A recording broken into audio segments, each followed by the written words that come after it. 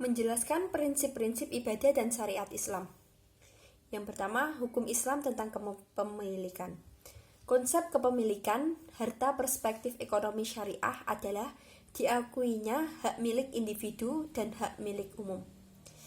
Islam membolehkan setiap individu untuk memiliki hak milik pribadi, tapi harus sesuai dengan ketentuan syariat, sehingga hak milik pribadi dapat bermanfaat bagi orang lain. Konsep perekonomian dalam Islam dan hikmahnya.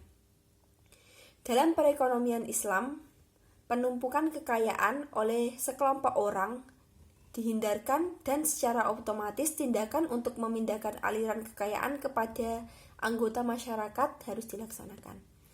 Sistem ekonomi Islam merupakan sistem yang adil, berupaya menjamin kekayaan tidak terkumpul hanya kepada satu kelompok saja, tetapi tersebar ke seluruh masyarakat.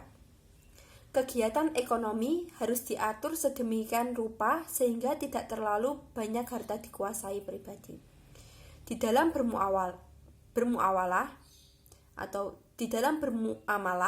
Islam menganjurkan untuk mengatur muamalah, di antaranya sesama manusia atas dasar amanah, jujur, adil, dan memberikan kemerdekaan bermuamalah, serta jelas-jelas bebas dari unsur riba. Islam melarang terjadinya pengingkaran dan pelanggaran larangan-larangan dan menganjurkan untuk memenuhi janji serta menunaikan amanat. Hikmah.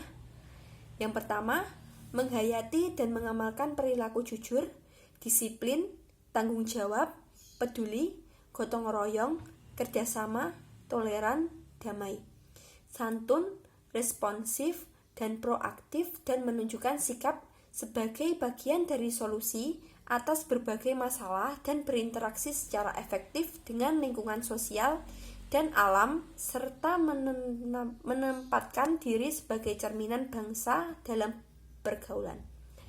Yang kedua, memahami, menerapkan, menganalisis pengetahuan faktual, konseptual, prosedural berdasarkan rasa ingin tahunya tentang ilmu pengetahuan, teknologi, seni, budaya, dan humanora dengan wawasan kemanusiaan, kebanggaan, kenegaraan, dan peradaban terkait penyebaran fenomena dan kejadian, serta menerapkan pengetahuan prosedural pada bidang kajian yang spesifik sesuai dengan bakat dan minatnya untuk memecahkan masalah.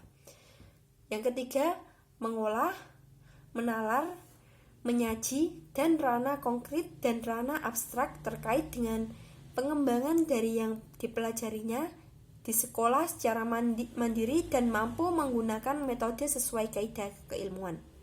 Hukum Islam tentang pelepasan dan perubahan harta-harta beserta hikmahnya.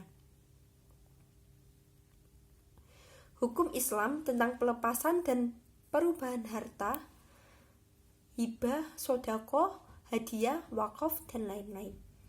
Hukumnya adalah boleh, bahkan sangat dianjurkan karena bernilai kebaikan. Hikmahnya menjadikan pribadi yang taat dan tidak rakus, menyadari bahwa harta yang kita punya sebagian adalah milik orang lain, mempererat dan juga dapat mempererat tali persaudaraan dan lain-lain. Hukum Islam tentang wakalah dan sulhu beserta hikmahnya. Hukum Islam tentang wakalah sah. Hukum wakalah adalah mubah, tetapi bisa menjadikan haram bila yang dikuasakan itu adalah pekerjaan yang haram atau dilarang oleh agama dan menjadi wajib kalau terpaksa harus mewakilkan dan pekerjaan yang dibolehkan oleh agama. Dan